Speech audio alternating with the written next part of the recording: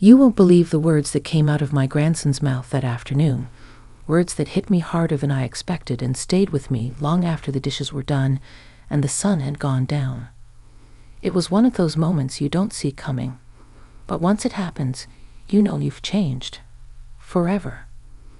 Now, before I begin, don't forget to like the video, share your thoughts or story in the comments, and subscribe to stay updated with our latest stories. Now, before I begin, tell me, where are you watching from? I'd love to know which cities and towns are joining me for this memory that stayed with me for years. It was a quiet Thursday in late autumn. You know the kind, where the trees are half bare and the air carries that crisp smell of fallen leaves and chimney smoke. I had just pulled a pecan pie out of the oven, the kind my mother used to make with a pinch more cinnamon than the recipe asked for. The kitchen window let in the golden afternoon light, painting everything in that honeyed glow that makes you stop and feel thankful, even when you don't say it out loud. I'd been living alone since Harold passed, and while the silence didn't scare me anymore, it still echoed from time to time. That's why I was always grateful when my grandson Tyler came to visit. He's 23 now, just finished school, trying to find his footing in a world that doesn't slow down for anybody. He's got his father's height, but my eyes, or at least that's what everyone says. He came in wearing that navy blue jacket he thinks makes him look serious. Tossed it over the back of the dining chair like he used to do with his school backpack. "Smells like Thanksgiving in here," he said with a grin. "It's just pie," I told him, waving a dish towel. "You'd think you never get fed." We sat across from each other, the pie cooling between us. He didn't ask for a slice right away, which should have been my first clue that something was different. Instead, he looked around the kitchen, the same one he'd grown up visiting. His eyes lingered on the old photographs pinned to the fridge, the dent in the linoleum floor by the sink where I'd once dropped a skillet. "You ever think about the way people change?" he asked suddenly, his voice quiet, almost like he wasn't sure he was supposed to say it out loud. I smiled. "Well, if they don't, they end up stuck. Change isn't a bad thing, Tyler." He nodded but didn't say anything for a few seconds. Then he looked right at me. "Grandma, can I ask you something kind of personal?" That's when the quiet in the room changed. Not louder, just heavier. I nodded and set down my mug. "You've been through so much," he started. "Losing Grandpa. Raising Dad and Uncle Mark on your own before that. I've been thinking, how did you not let it all turn you cold?" I didn't have an answer right away. It caught me off guard, not because it was intrusive, but because no one had ever asked me that before. People just assume women keep going, like that's what we're made to do. Like endurance is stitched into our skin. "I suppose," I said slowly, "it's because even when life takes something from you, it gives you other things. Sometimes quieter things. Like the way you came over today, just to talk." His face softened, and for a second, he didn't look like a young man anymore. He looked like the little boy who used to sit on my lap after dinner, sticky with jam and full of questions. He leaned forward, elbows on the table. "I think I'm scared I won't be strong like you. And if I lose someone or mess something up, I'll fall apart and not know how to get back up." That's when it hit me. Not just his honesty, but the weight of it. The fear behind it. And I realized in that moment, strength doesn't always look like holding everything together. Sometimes it looks like telling the truth before you even know what the answer might be.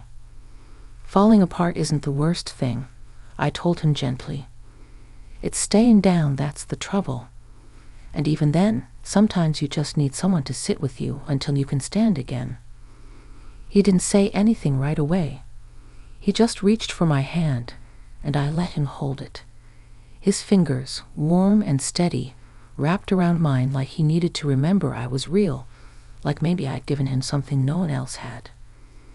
and as the pie cooled and the sun sank a little lower behind the trees, I realized that this conversation, this quiet, unexpected moment, might just be one of the most important ones I'd ever have. Not because it was dramatic or loud or life-shattering, but because it was honest, and because it stayed. Tyler didn't rush off that evening like young folks tend to do. He stayed long after the pie had cooled, and the shadows in the kitchen began to stretch across the floor like old memories. I poured us both another cup of tea. Chamomile for me, peppermint for him, and we sat in that soft silence only two people who care about each other can share. The kind of quiet where no one's uncomfortable. The kind where hearts do most of the talking. I don't know why I said all that. Tyler said finally, stirring his tea even though he wasn't putting sugar in it. It just came out. You don't have to explain yourself to me, I said. Some things need to be said out loud to make room inside. He gave a small smile at that and looked around again. It's strange, he said. This house always felt bigger when I was little. But now, it's like everything is the same size. It's me who changed. Funny how that happens, I replied. You spend your whole childhood thinking the world is enormous. Then one day, you realize you've grown into it. I could see he was thinking hard. His brow had that crease his father used to get when something was weighing on him, and I resisted the urge to smooth it out with my thumb like I did it when he was small. He was a man now, and I needed to let him come to his own understandings. I don't know where I'm supposed to be, he confessed quietly. I finished school, sure. Got the degree. Everyone keeps saying you should be proud, but I feel disconnected. Like I worked so hard to get to this point, and now I'm just standing here, waiting for something to start. It was such a tender kind of lost, the kind that comes not from failure, but from transition. I remembered it well. That stage of life where the map runs out and no one hands you a new one. You just have to keep walking and hope the path becomes clear. You know, after your grandfather passed, I didn't know what to do with myself either, I said. For the first time in decades, I had no one to cook for, no one to tuck in at night, no one asking if I'd seen where they left their keys. I kept walking down to the end of the driveway just to check the mail, even when I knew nothing would be there. Tyler's eyes met mine, steady and kind. What did you do? He asked. I started planting, I said. Flowers at first, then tomatoes, cucumbers, herbs. Things I could grow with my hands.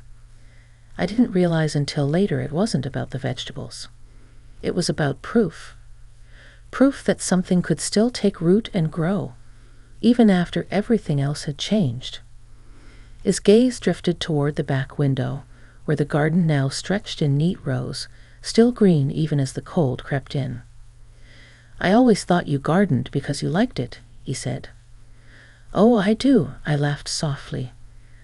But it was never just about liking it. Sometimes we do things because they remind us we're still alive. That sat between us for a while, not heavy, just real. Then he said something I didn't expect. Grandma, I want to come here more often. Not just for dinner. Maybe help out in the garden. I think I need to be around something that feels grounded. I felt something catch in my chest. Not sadness, not even joy. Just a fullness. A sense that maybe I wasn't the only one carrying memories that needed a place to land. I'd like that very much, I said, but only if you promise not to step on my dill again. He laughed then, a deep, boyish laugh that lit up his whole face. That was one time. I waved him off playfully, but in my heart, I tucked the moment away like a pressed flower in a book. Something to hold on to. Because he didn't just want to visit, he wanted to belong. And that was something we all crave, no matter how old we get. As the sky outside faded into a soft lavender, I walked him to the door. He hugged me a little tighter than usual, lingered a little longer. "Thank you," he said. "For the tea?" "No," he said, stepping back. "For letting me say what I needed, and for not trying to fix it." That night, after the house was quiet again and the dishes were done, I stood by the window and looked out at the garden. The wind had picked up, rustling the branches and carrying the scent of soil and pine. And I realized that even though Tyler thought he was the one learning something that day, I'd learned something too. Sometimes the strongest thing we can do for someone is just make space for their questions, their fears, their growth. And sometimes the most unexpected words from someone you love can reach into places you forgot were still aching. The next few weeks passed in that slow, satisfying rhythm October brings, where the light shifts just enough to remind you the year is winding down, but the days are still generous. Tyler started showing up more regularly, just like he said he would. At first it was a Saturday morning here or a Wednesday afternoon there. Then it turned into a routine. No announcement, no planning. Just a knock on the door, or sometimes no knock at all. He'd just walk in like he used to as a boy, like this place was still part of him. And truthfully, it was. He'd come with his sleeves rolled up, ready to help. I'd find him already in the backyard sometimes, kneeling in the dirt, pulling weeds with that same focused expression he used to have when he was building towers out of wooden blocks on my living room rug. We didn't always talk about deep things. Sometimes it was just the weather, or the funny-looking carrot that had grown sideways in the soil. But there was something in those small, ordinary moments that felt important, like trust being built quietly, brick by brick. One morning, I watched him from the kitchen window. The sun was still low, casting long shadows across the yard. He had his jacket off and was turning over a patch of earth with the old spade Harold used to use. I hadn't asked him to do it. He just knew the time had come to clear it before the frost. I walked outside with a warm mug in each hand. "Tea or coffee?" He looked up, grinning. "If you brought coffee, you must really love me." I handed him the mug. 1 sugar, splash of milk. I remember. He took a sip and nodded in approval. Then his face turned thoughtful again, the way it often did lately. "You know," he began, "every time I come here, I feel like I'm breathing different air, like the world slows down a little." I smiled and sat on the porch steps. That's what peace feels like. Not everything has to be fast. He looked over at me, setting his mug down on the edge of the porch. "You ever get lonely, Grandma?" The question landed softly, but not without weight. Sometimes, I answered honestly. But I've learned to tell the difference between being alone and being lonely. They're not the same thing. He nodded slowly. "I think that's what I'm trying to figure out. I'm surrounded by people my age all the time. Friends, coworkers, roommates, but I still feel disconnected. Like there's something missing, and I don't even know what it is." I took a deep breath. It's not unusual. People don't talk about it much, but your 20s can feel hollow in ways you don't expect. You've got all the freedom, all the potential, but none of the anchors. "Yeah," he said quietly. "Exactly." There was a long pause as the wind moved through the trees and carried a few golden leaves past us. "Do you think it gets better?" he asked. "I think," I said slowly, "that it changes. The ache becomes less sharp. The questions become quieter. And then one day, you realize you're not searching so frantically anymore. You're just living." He didn't speak right away, and I didn't rush him. That was something I'd learned with time. Silence wasn't always something to fill. Sometimes it was a space for things to land. After a while, he spoke again, his voice lower. I don't think I ever told you this, but when I was a kid, after Mom and Dad split, I used to wish I could live here with you. I never said it out loud. I thought maybe it would hurt their feelings. But I always felt safe here, like this house knew how to hold people. I looked at him, surprised but deeply moved. I had no idea. He gave a shy smile. You were always calm. Even when everything else was chaotic, you made things feel okay. I felt a knot in my chest, the kind that comes with hearing something you didn't know you needed. I reached over and put my hand on his arm. You were never a burden to me, Tyler. Never. Having you here now feels like a gift I didn't know I'd get twice. He looked down, blinking fast, and I knew that touched something in him. And in me, too. The rest of the day we worked side by side, clearing garden beds, stacking firewood, and chatting about nothing and everything. We had stew for dinner, and he fell asleep on the couch after 2 bowls, the kind of sleep only honesty and hard work can bring. As I sat there in my chair, knitting half-heartedly, I looked over at him, tall and strong and still someone's little boy, and thought about how strange life was. How the people we think we're teaching end up showing us parts of ourselves we forgot were still there. That night, I stood by the window again, the moon casting pale light over the garden. I thought about his words, his honesty, the rawness of a young man who hadn't been told it was okay to speak gently. And I realized that maybe this was what legacy really meant. Not just what we leave behind when we're gone, but what we build while we're still here. The first frost came early that year. I woke up to a soft shimmer over the garden, as if the world had been dusted in sugar. The leaves had fallen in thick clusters overnight, blanketing the yard in gold and rust. I wrapped a scarf around my neck and stepped outside, crunching over the frozen ground. The breath in front of me reminded me that the year was nearing its close. That time was slipping forward whether I was ready or not.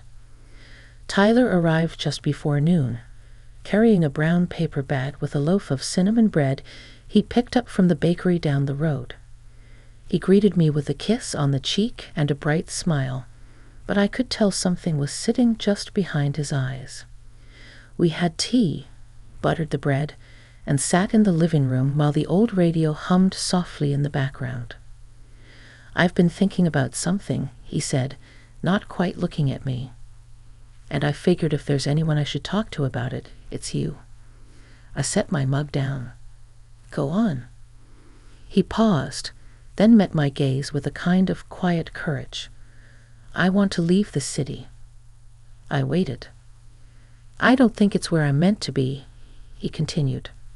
The noise, the pace, the constant pressure to be doing more, earning more, becoming more. It's exhausting. I've been trying so hard to follow this path that I thought I was supposed to want. But the more I try, the less I feel like myself. His voice wavered just slightly. When I'm here, I remember who I am. I feel like I can breathe. I know it sounds silly. It doesn't, I interrupted gently. Not even a little. He exhaled, shoulders easing. I've been offered a job. Not a big one. Local history museum over in Northridge. Nothing glamorous, but meaningful. And it's only a half-hour drive from here. A slow smile spread across my face. Tyler, that sounds wonderful. You really think so? He asked. I do. There's a kind of bravery in choosing something simple, in choosing what makes you whole instead of what looks impressive. Your grandfather used to say, there's more wisdom in a quiet life than a loud one. I never understood that when we were young, but I do now. He nodded, eyes glassy, and whispered, I think I'm ready to live slower. And in that moment, I saw something change in him. Not a dramatic transformation, but a quiet unfolding. Like the way a tree doesn't seem to grow until you look back and realize it's been stretching toward the sky all along. Over the next few weeks, he moved into a small cottage near the edge of town. Nothing fancy, just 2 rooms, a fireplace that smoked a little too much, and a porch with a view of the hills. But he made it his own. And just like that, he started a new chapter, a quieter one. He still came by most weekends. We gardened, baked, sometimes just sat on the porch without saying a word. And every so often, he'd ask me another one of those questions. Not because he needed answers, but because he trusted me to hold space for the asking. One Sunday afternoon, as we walked the garden rows, he paused and turned to me. "You know what I realized?" "What's that?" "All those times I felt lost, I wasn't looking for a place. I was looking for a person.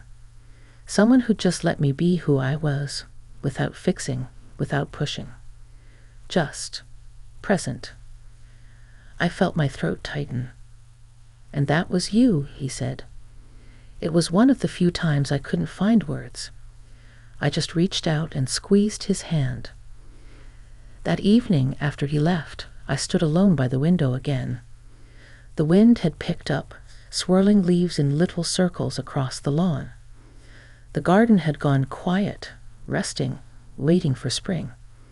And I thought about everything Tyler had said, everything he hadn't said too.